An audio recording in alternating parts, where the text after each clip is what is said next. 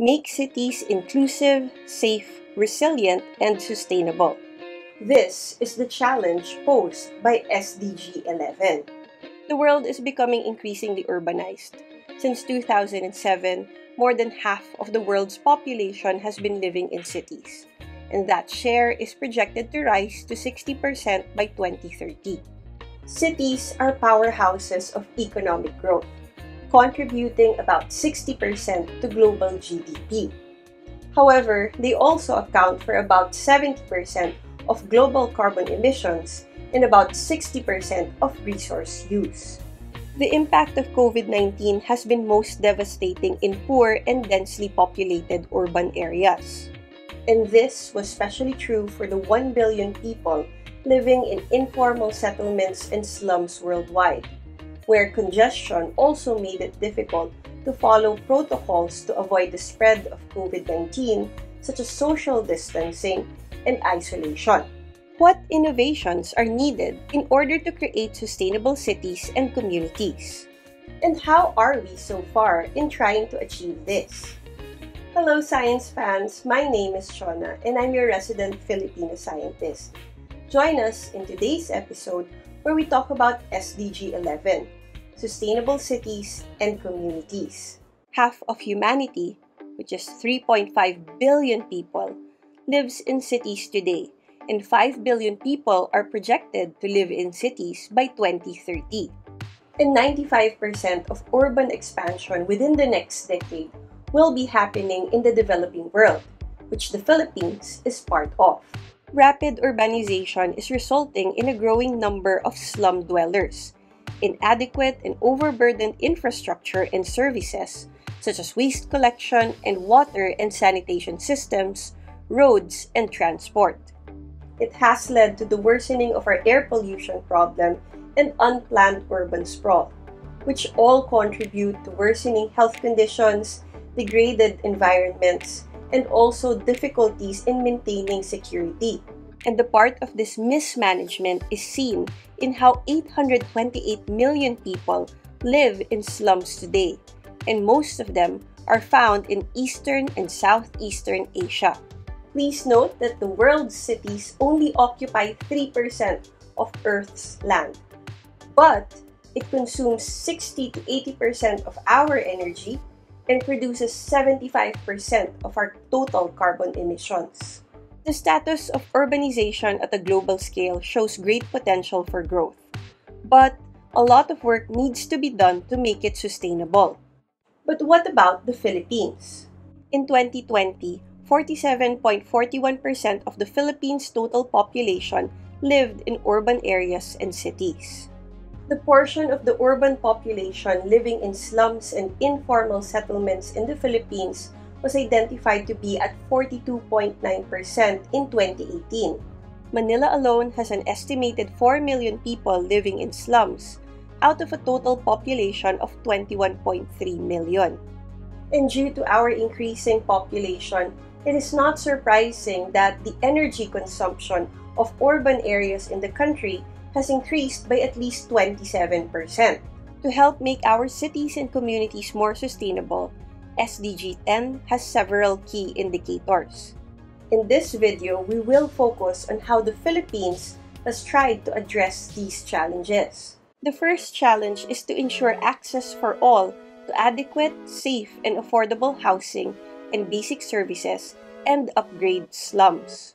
In the categorization followed by the Philippines, houses sold between 1.7 million and 3 million are considered low-cost housing. Units that sell between 450,000 pesos to 1.7 million pesos are considered economic housing, while those that sell even lower than 450,000 pesos are considered socialized housing. The creation of the Department of Human Settlements and Urban Development was a significant milestone in the management of housing, human settlement, and urban development in the country. As a new department, we are hopeful that their newly crafted and adopted 2040 National Housing and Urban Development Sector Plan will serve as a comprehensive guide to improve urban planning here in the Philippines and also provide equitable housing for all. The department has its work cut out for them, as in the Philippines alone, 70 million people live in substandard housing, and this is projected to grow to 113 million people by 2030. Housing indicators are sliding backwards. Rapid urbanization is leading to low-quality construction in questionable locations. And we are left with many incomplete or abandoned housing projects because there seems to be a disconnect between the people who are supposed to live in these areas and the people who are creating these projects. Another challenge issued by SDG 11 is to provide access to sustainable transport systems for all, improving road safety, notably by expanding public transport, with special attention to the needs of those in vulnerable situations. Throughout the Philippines, public transport is dominated by road-based modes, such as buses, jeepneys, taxis, tricycles, and pedicabs, some of which provide door-to-door service. Many urban road networks are inadequate and poorly maintained. Some are too narrow for the bulk of traffic, and repairs of streets can appear random, with undamaged roads being destroyed and rebuilt, and damaged roads untouched. There really is a call to improve public transport here in the Philippines, such as timed arrivals and departures of within-city vehicles in pre-designated departure and pickup points. We can also improve our train systems by making sure it is properly maintained and that we have enough carts within our train systems. We can also make use of water transport through our many waterways all over the country. While we can also work on road widening, removal of road obstructions, such as cars parked on streets and highways, the key is to reduce the dependence of Filipinos on driving their private cars. Because it is very clear that the primary cause of traffic and the high carbon footprint of our cities is caused by the excessive amount of cars in our streets. Another focus of SDG 11 is to enhance inclusive and sustainable urbanization and capacity for participatory, integrated, and sustainable human settlement planning and management in all countries. And so it is quite inspiring that the cities of Lipa, Tagbilaran, and Cagayan de Oro have all received support from the UN Habitat UNEP Sustainable Cities Program in order to help further improve their environmental management and city planning as model sustainable cities here in the Philippines. Marikina City has also received the highest scores for all three categories on clean air, land, and water through the assessments conducted by the country's Department of Environment and Natural Resources, or DENR. And so DENR, DILG, and other institutions are actively encouraging our urban areas to adopt sustainable practices and to train them in these practices in order to improve the conditions of our cities. Another aspect of SDG 11 is to strengthen efforts to protect and safeguard the world's cultural and natural heritage. Scattered throughout our more than 7,000 islands, we have a lot of cultural heritage to protect, with 3 considered intangible and important within UNESCO's representative list. Currently, we have the Department of Tourism and the Heritage Conservation Society at the forefront of trying to preserve our cultural treasures, including the Darangin epic of the Maranao people of Lake Lanao, the Hudhud chants of the Ifugao, and Punuk, tugging rituals and games. And in terms of natural heritage, we are custodians to a rich biodiversity on land and on water, with us having the center of marine biodiversity at the Verde Island Passage.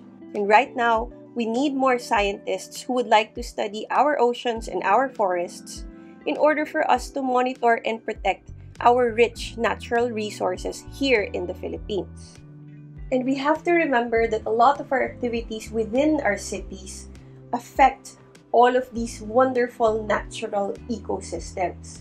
And one of our major problems right now is the increase in plastic pollution. And so we really have to adopt more sustainable practices such as the banning of single-use plastics in order to minimize its negative impact on the environment.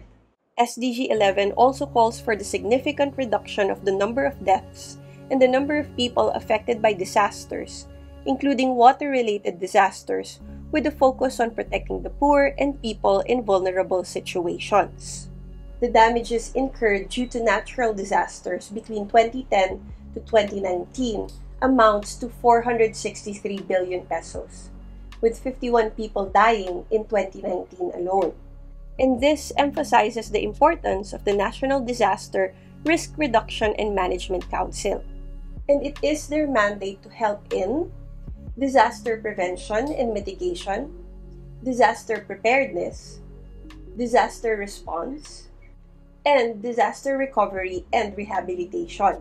SDG 11 also asks nations to reduce the adverse per capita environmental impact of cities, including by paying special attention to air quality and municipal and other waste management.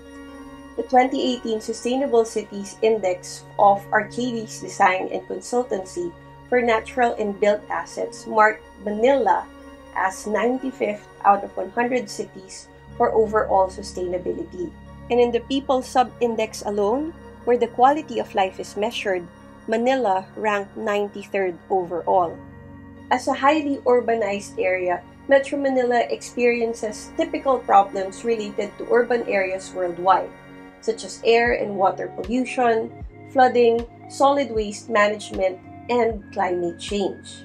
Related to this is the challenge of SDG 11 to provide universal access to safe, inclusive, and accessible green and public spaces, in particular for women and children, older persons, and persons with disabilities.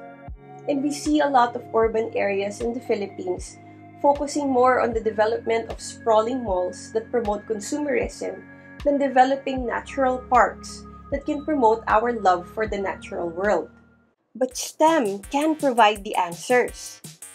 And if we empower and put in charge our scientists and engineers, we can actually identify the different choke points of traffic all over the country so that we can improve transportation, help clean up air quality, and improve quality of life significantly for all. Our ecologists are also active in working with LGUs and the Department of Tourism to create sustainable and green tourism to showcase our natural resources without compromising the health of our environment. Scientists and engineers are also working with cities to better integrate modern technology with open and natural parks so that people can enjoy these places for picnics, photo shoots, or, just simply hanging out. And with issues regarding the pandemic, these open parks, preferably covered with greenery, provides safer alternatives for family trips compared to the enclosed and congested malls that we are familiar with. And so science has spoken, and science will continue to speak. And for us to achieve the Sustainable Development Goals, we have to try and listen. But what do you think? What kinds of science innovations are needed in order to achieve SDG 11? How can scientists and engineers collaborate with other sectors of society in order to make our cities and communities more sustainable? Please let us know in the comment section below. And to keep updated with the latest videos from SHE-ensya, please follow us on Facebook and on Instagram. Please follow me also on Instagram at shona.abeledo. Thank you so much for joining us in today's sustainability episode, and I hope to see you around!